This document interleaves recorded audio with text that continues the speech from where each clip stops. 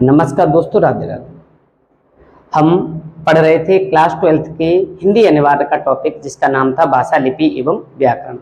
उसमें से पहले हमने भाषा को लिया, भाषा का अर्थ समझा, उसे परिभाषित किया एवं भाषा के प्रकार भी हमने समझे। अब हम आगे और उसमें भाषा के अंग वगैरह ये कुछ हो गया था। अब इस क्लास में हम लेने वाले हैं भाषा के भेद। भाषा के भेद वह भाषा के प्रकार थे, लिखित और मौखिक। भाषा के भेद हम कहें तो भाषा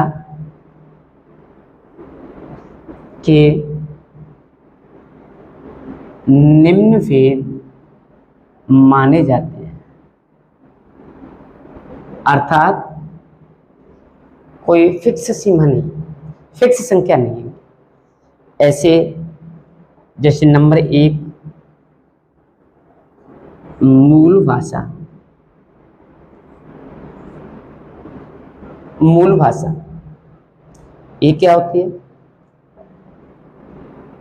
इसे ही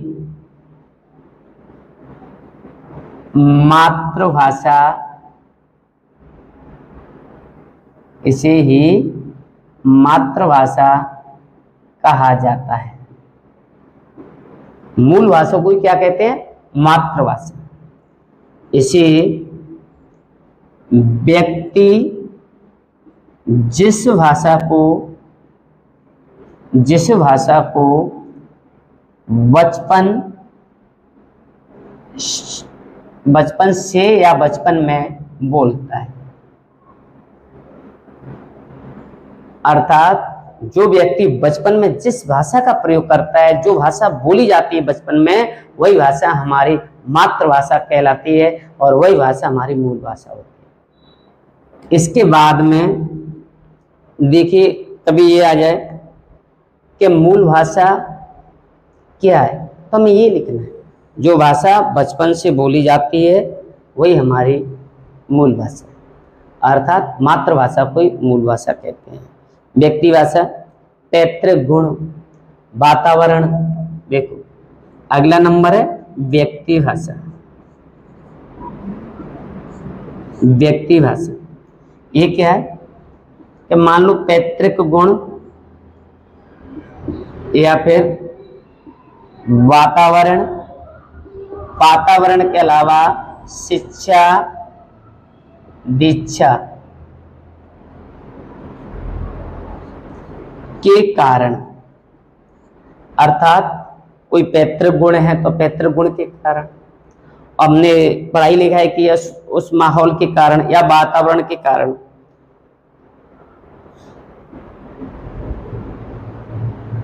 दीक्षा वातावरण के कारण या उनकी भिन्नता, दीक्षा की भिन्नता के कारण वाणी जो प्रयोग में लाई जाती है, अर्थात हम समझे कि पैतृक गुण, वातावरण, शिक्षा, दीक्षा के कारण, अर्थात शिक्षा दीक्षा की भिन्नता के कारण वाणी का जो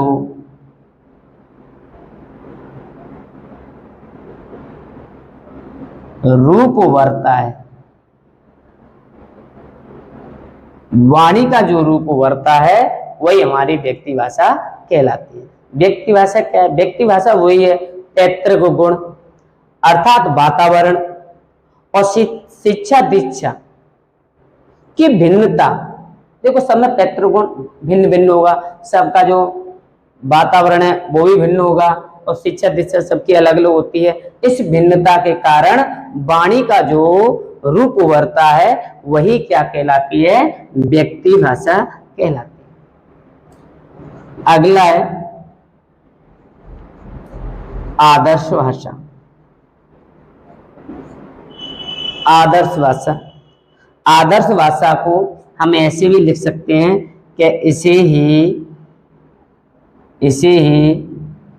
परिनिष्ठित, इसे ही परिनिष्ठित भाषा कहा जाता है।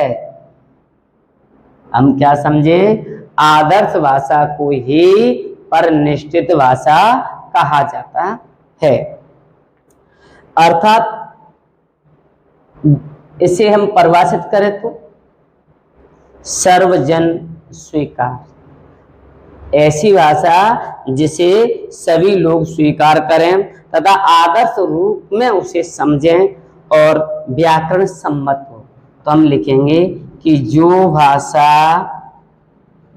व्याकरण सम्मत हो,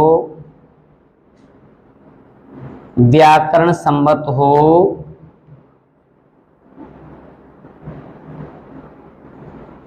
आदर्श रूप में मानी जाए, मानी जाए और क्या हो? सर्वजन स्वीकार्य भाषा हो, सर्वजन स्वीकार हो और परिष्कृत भी हो। अर्थात हम आदर्श भाषा को हम समझने की कोशिश करें तो इसे हमें ऐसे समझना है कि आदर्श भाषा को ही परिनिष्ठित भाषा कहा जाता है। अब हम समझते हैं राष्ट्रभाषा। राष्ट्रभाषा क्या है? राष्ट्रभाषा किसी राष्ट्र के संविधान में मान्य, अर्थात ऐसी भाषा जिसे किसी राष्ट्र के संविधान में मान्यता दी जाए और शासन के कार्य में प्रयुक्त होती है। उस राष्ट्र का जो शासकीय कार्य होता है, शासन का कार्य होता है, उसमें प्रयुक्त होती हो और राष्ट्र के संविधान में उसे मान्यता दी गई हो तथा समस्त राष्ट्र में व्यवहार योग्य भाषा, अर्थात समस्त राष्ट्र में व्यवहार योग्य भाषा हो, अर्थात हम कहीं भी उसे बोल सकें और कहीं भी इसी भाषा को हम समझ सकते हैं। तो उस भाषा को ही हम राष्ट्रभाषा कहते हैं, राष्ट्रभाषा कहते हैं।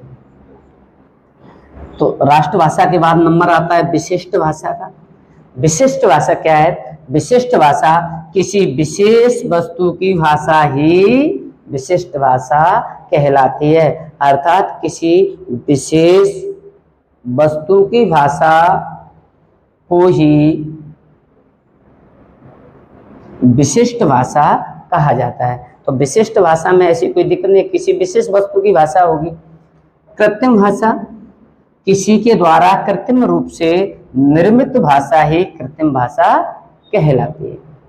तो ये किसी के द्वारा निर्मित भाषा होगी और ये किसी विशेष वस्तु की भाषा को ही हम विशिष्ट भाषा कहते हैं। अब हिंदी की बोलियां, हिंदी की बोलियां हैं, ये हिंदी की बोलियां 5 प्रकार की। ऐसे नंबर 1 पूर्वी बोली, अर्थात हिंदी की जो बोलियां हैं वो हमने डिवाइड किया, अर्थात भागों में बांट के रखी है हिंदी को कि ये भी हिंदी की बोलियां।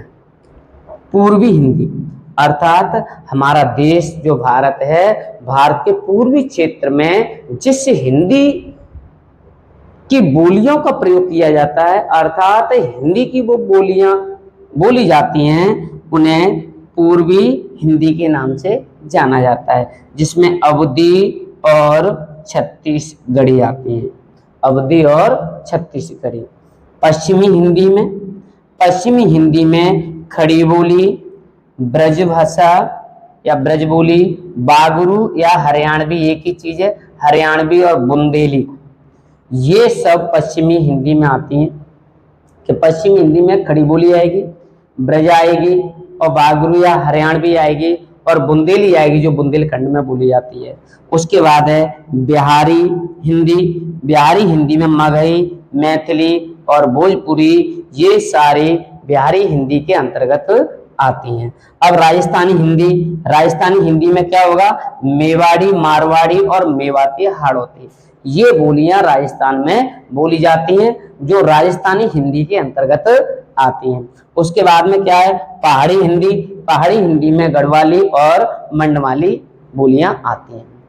तो हमने एक टॉपिक था भाषा, उसको आज क्लियर किया है और इसमें से आएगा तो पूर्वी हिंदी में समाहित बोली है, तो आपको खाली जगह देगा या फिर ऑप्शन में देगा, तो उसमें अवधि छत्तीसगढ़ी मिलेगी, तो आप उसे पहचान लेना।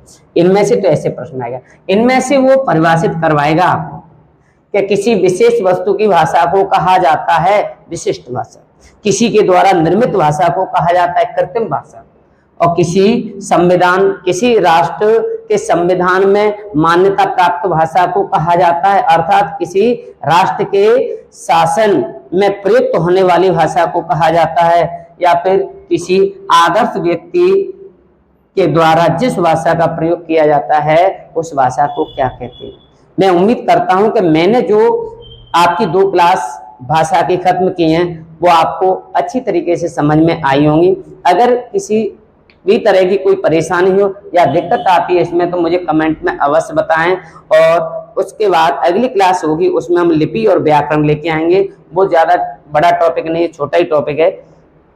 लिपि और व्याकरण हमारा भाषा वाला जो टॉपिक था वो आज कंप्लीट हो चुका है, और आप कौन सा टॉपिक आपका कमजोर है उसे पहले कमेंट करके बता दोगे तो मैं वही क्लास आपके हिसाब से पहले लगा दूंगा या आपकी समस्या का समाधान करने की पूरी कोशिश करूंगा। धन्यवाद।